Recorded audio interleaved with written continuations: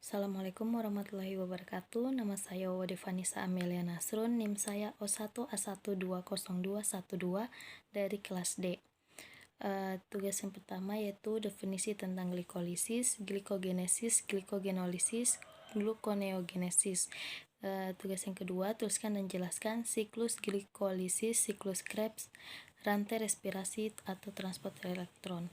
Yang ketiga, tunjukkan dan jelaskan hubungan metabolisme karbohidrat, lipid, asam amino. Yang keempat, jelaskan metabolisme di tubuh manusia. Yang pertama, proses glikolisis aerob dan energi ATP yang dihasilkan satu glukosa.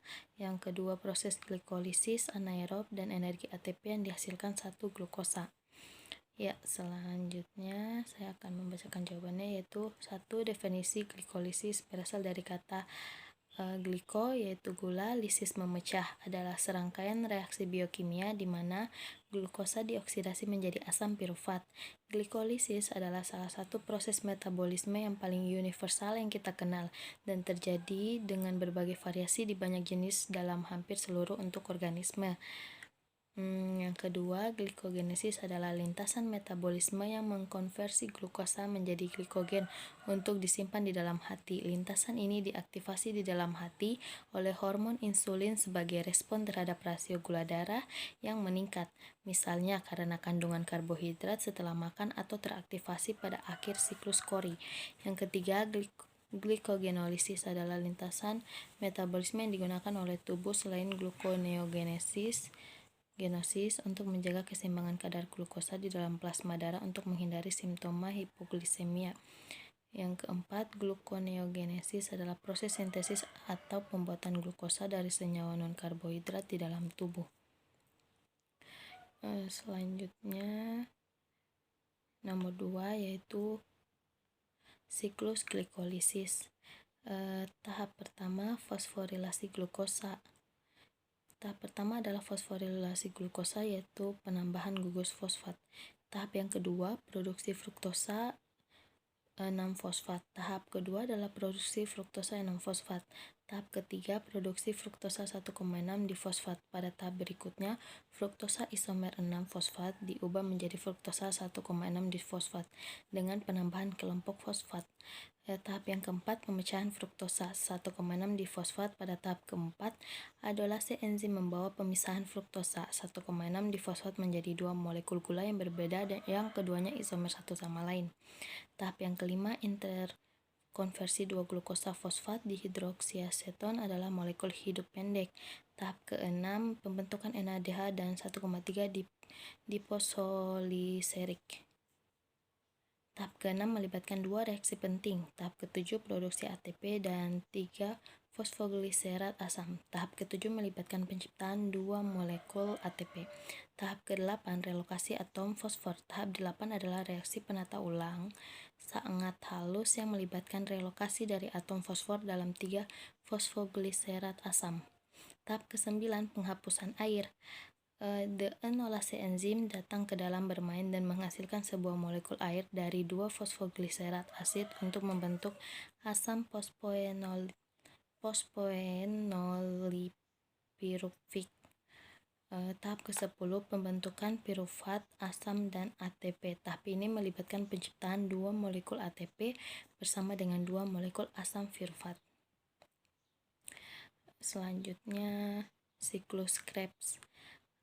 Ada 8 langkah dalam siklus Krebs untuk menghasilkan energi, yaitu langkah 1, siklus Krebs dimulai dengan penggabungan asetil KOA dengan oksaloasetat untuk menghasilkan molekul 6 karbon sitrat yang melepaskan KOH-SH, yaitu asetil KOA yang terikat pada gugus sulfhidril.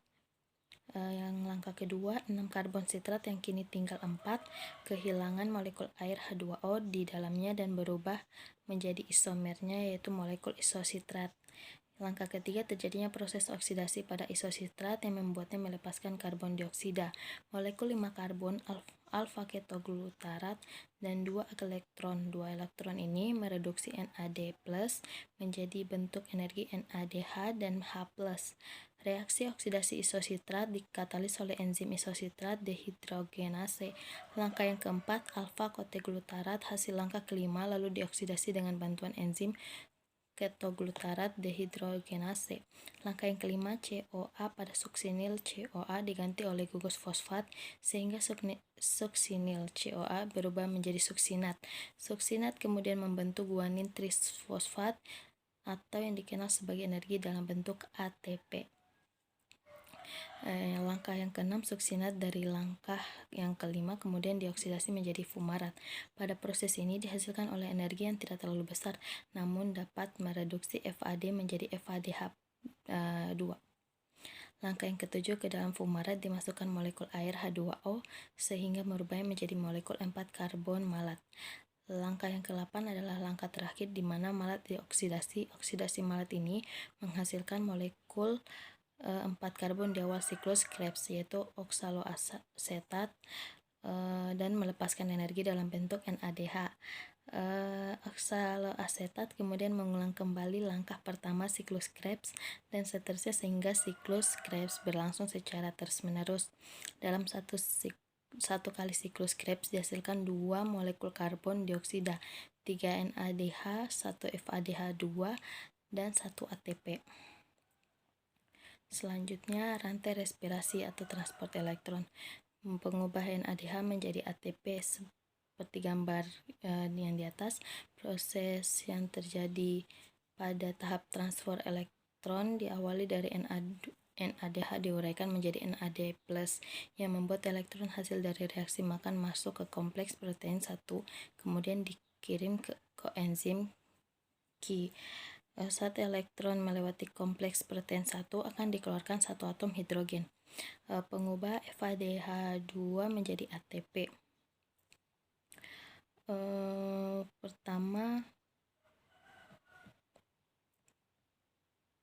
Yang pertama itu FADH2 diuraikan menjadi FAD+, kemudian elektron masuk ke kompleks protein 2, kemudian ke koenzim Q dan berikutnya ke sitokrom C. Dapat disimpulkan bahwa untuk setiap 1 NADH menghasilkan 3 ATP dan setiap 1 FADH2 menghasilkan 2 ATP sehingga energi yang dihasilkan akan setara dengan 10 NADH sama dengan 30 ATP, 2 FADH2 sama dengan 4 ATP. Jadi seluruh ATP yang dihasilkan pada tahapan transport elektron adalah 34 ATP. Selain ATP, pada proses transport elektron juga dihasilkan 6 molekul air atau H2O. Selanjutnya, hubungan metabolisme karbohidrat, lipid, asam amino. Katabolisme lemak dimulai dengan pemecahan lemak menjadi gliserol dan asam lemak gliserol yang merupakan senyawa dengan 3 atom C dapat dirubah menjadi gliseraldehid 3 fosfat. Selanjutnya gliseraldehid 3 fosfat mengikuti jalur glikolisis sehingga terbentuk pirufat, sedangkan asam lemak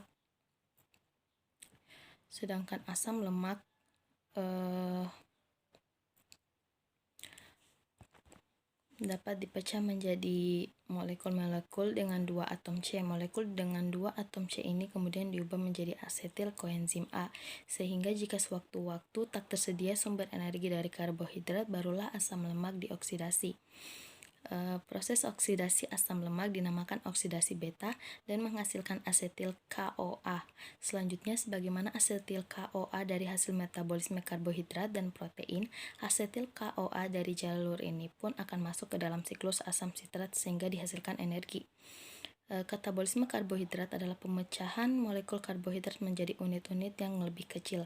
Katabolisme karbohidrat meliputi proses pemecahan polisakarida menjadi monosakarida dan pemakaian glukosa monosakarida dalam proses respirasi untuk menghasilkan energi di dalam bentuk ATP, adenosin trifosfat. ATP ini ATP inilah yang digunakan oleh seluruh makhluk hidup untuk melakukan aktivitas kehidupan. ATP ini berasal dari beberapa proses, diantaranya glikolisis, siklus Krebs, sistem transport elektron. Ya, nomor selanjutnya proses glikolisis aerob dan energi ATP yang dihasilkan satu glukosa. Glikolisis merupakan tahap pertama respirasi aerob yang terjadi di dalam sitoplasma atau sitosol. Pada tahap ini, molekul glukosa akan diuraikan menjadi senyawa yang lebih sederhana. Hasil penguraian molekul glukosa pada glikolisis berupa 2 molekul ATP, 2 molekul asam pirufat, dan 2 molekul NADH. Untuk lebih lengkapnya, perhatikan bagian berikut. Dapat dilihat urutan proses yang terjadi pada bagian di samping adalah sebagai berikut. Glukosa diubah menjadi glukosa N6-fosfat disertai pemecahan ATP menjadi ADP. ATP harus dipecah menjadi ADP karena dibutuhkan sumber energi. Yang kedua, glukosa N6-fosfat diubah menjadi fruktosa N6-fosfat. Yang ketiga, fruktosa N6-fosfat diubah menjadi fruktosa 1,6 bifosfat disertai pemecahan ATP menjadi ADP. Yang keempat, fruktosa 1,6 bifosfat 6 atom C dipecah menjadi satu molekul gliseraldehid 3 fosfat atau PGAL, 3 atom C, dan 1 molekul dihidroksiaseton fosfat atau DHAP 3 atom C. Molekul DHAP diubah menjadi senyawa PGAL sehingga terbentuk 2 molekul PGAL. Yang kelima, molekul PGAL diubah menjadi senyawa 1,3 bifosfogliserat dengan cara mengikat PI fosfat organik. Setiap satu molekul PGAL menghasilkan 1 NADH. 1,3 bifosfogliserat diubah menjadi 3 fosfogliserat. Pada reaksi ini dihasilkan ATP sebagai sumber energi.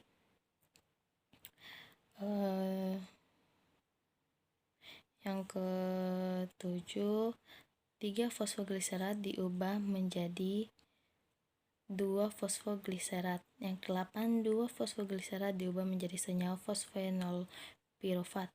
Yang ke-8, fosfonil pirufat diubah menjadi asam pirufat disertai pembentukan ATP. Yang ke-9, fosfonil pirufat diubah menjadi asam pirufat disertai pembentukan ATP. Yang bagian keduanya, proses glikolisis anaerob dan energi ATP yang dihasilkan satu glukosa. Respirasi anaerob adalah reaksi perombakan karbohidrat. Dalam hal ini, glukosa yang dilakukan buat menghasilkan energi tanpa menggunakan oksigen. Respirasi anaerob ini tergolong ke katabolisme karbohidrat karena dia memecah dan menyederhanakan glukosa. Proses yang terjadi pada respirasi anaerob hanya glikolisis dan transport elektron saja. Selain itu, jumlah ATP atau energi yang dihasilkan juga lebih sedikit. Jika respirasi aerob satu molekul glukosa bisa menghasilkan 36 ATP bersih, respirasi anaerob hanya bisa menghasilkan 2 ATP. Selanjutnya itu proses glikolisis anaerob dan energi ATP yang dihasilkan satu glukosa. Seperti gambar berikut ini, bisa dilihat pada gambar di samping bahwa tahapan glukosa senyawa dengan 6 atom C adalah tahap pertama. Proses glikolisis dengan ATP dan NADH membentuk asam pirufat senyawa dengan 3 atom C. Tahap selanjutnya adalah proses dekarboksilasi oksidatif. NADH membentuk asetil koenzim A. Setelah terbentuk asetil koenzim A, proses selanjutnya adalah siklus Krebs membentuk asam oksaloasetat dan asam sitrat. Keduanya mengalami reaksi yang bolak-balik. Yang paling terpenting adalah ATP NADH FDH2 GTP atau ATP membentuk rantai transportasi elektron respirasi. Mungkin itu saja yang dapat saya sampaikan, lebih dan kurangnya mohon dimaafkan. Saya akhiri ucapan dengan wabillahi taufiq wal hidayah. Assalamualaikum warahmatullahi wabarakatuh.